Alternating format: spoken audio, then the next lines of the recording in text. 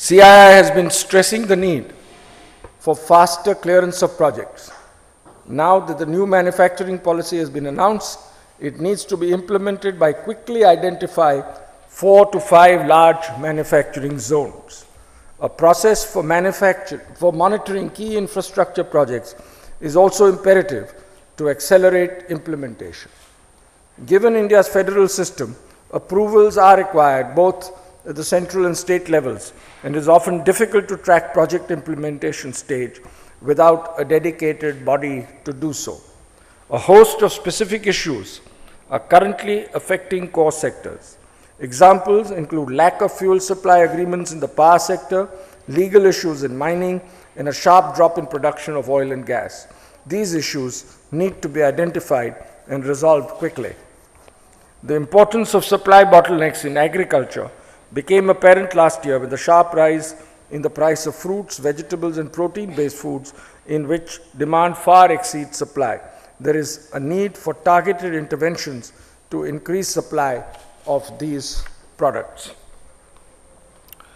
Reviving growth to 9% plus needs structural reforms both at the central as well as the state level.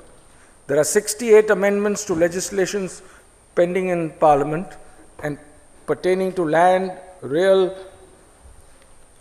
estate sector, financial sector, and other legislations. These amendments, once passed, would serve as enablers to growth and development. CII has conveyed its suggestions and importance of passing these legislations to the government and the political parties through the Parliamentary Standing Committee depositions. CII has been continuously engaging with the government and political parties in advocacy efforts to promote reforms in critical areas such as banking, insurance, land acquisition, manufacturing, mining, and several other areas of importance to the economy.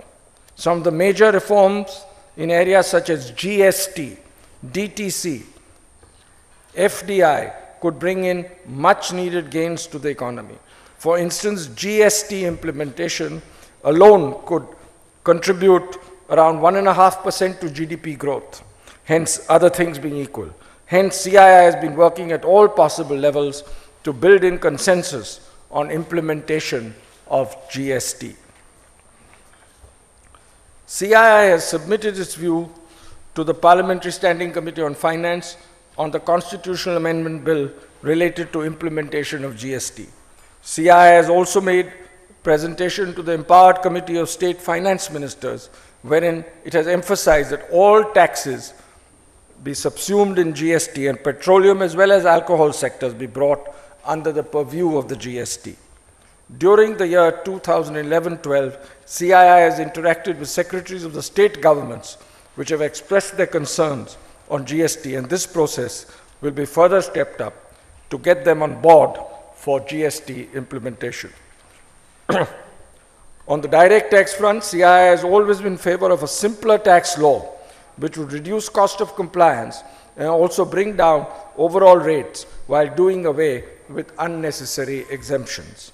However, there are a few concerns for industry with certain provisions in the DTC.